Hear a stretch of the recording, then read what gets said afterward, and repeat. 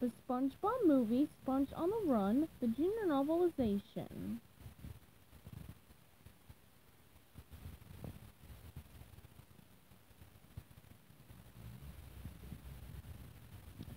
Chapter 9. Plankton's evil laugh rang through the Krusty Krab. Whoa! Wham! SpongeBob slammed open the front door and turned on the lights. Startled, Plankton fell off the counter, releasing his hold on the secret formula. I knew it! SpongeBob said. Whoa! Plankton screamed. Splush! He landed in a soapy puddle on the floor and slipped around the kitchen. I knew I left my keys in here, SpongeBob said. Silly me. Plankton kept slipping and sliding around the kitchen, unable to stand still and grab the secret formula. He reached for it, but it kept fluttering through the air just out of his grasp. SpongeBob looked around. Huh, he said. No keys. That's weird. Where could they be?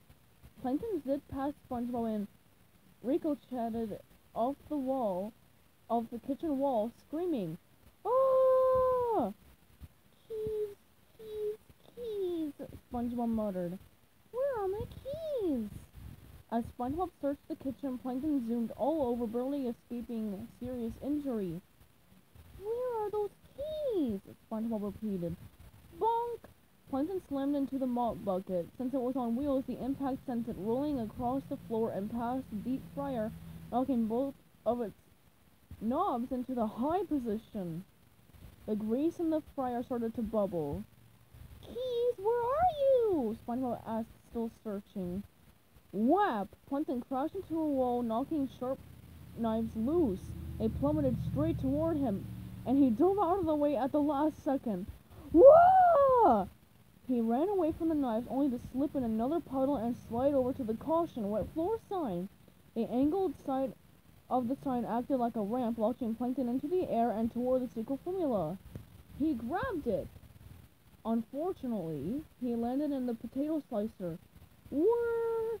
It turned on, pushing Plankton toward the deep fryer. Oh! SpongeBob gasped.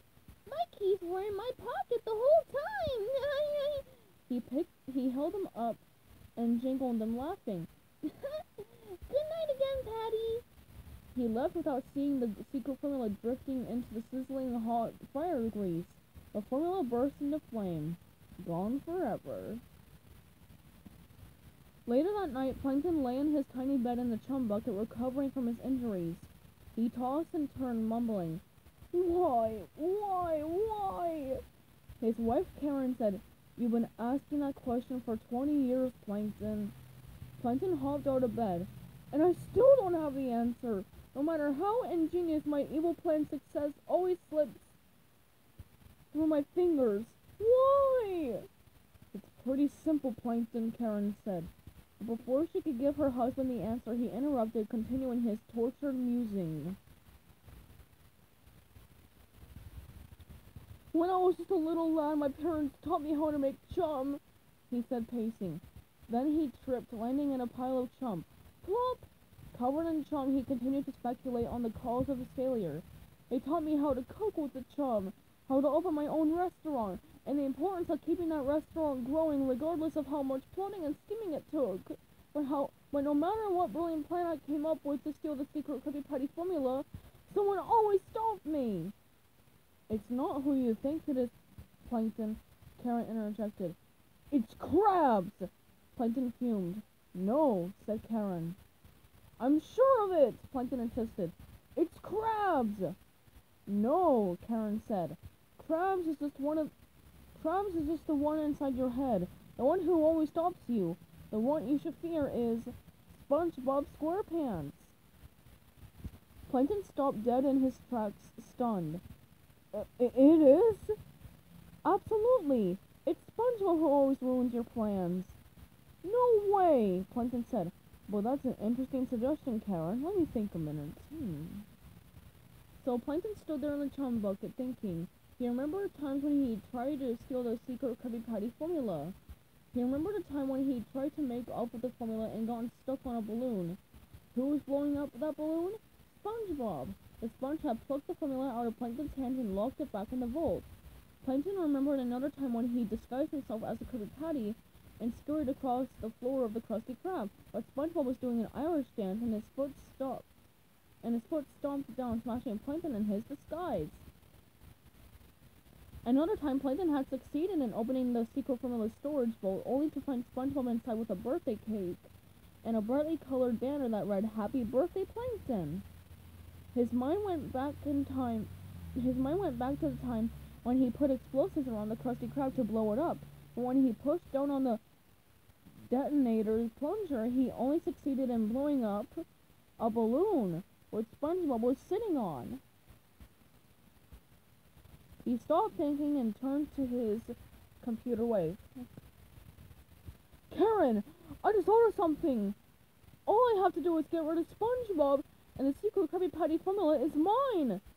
Karen rolled her digitized eyes. "I don't know how you do it, Plankton," she said sarcastically. "I amaze even myself sometimes," he said, smiling. "Now down to the evil plan. But first, a little orange juice to stimulate my gigantic brain." He went into the Chum Bucket's kitchen and headed straight for the refrigerator. He opened the door and peered in. No orange juice. "Karen!" he yelled. "Have you seen my—" He turned and saw Otto chugging all of his orange juice right out of the bottle. "What the—" Plankton said. Karen rolled up behind him. "Oh, you found Otto!" "Otto?" Plankton asked. "So cute!" Karen gushed. "What's up, bro?" Otto asked, offering the bottle of orange juice. "Want a swig?" The robot burped loudly. No thanks," Plankton said. "You're fired," Otto replied.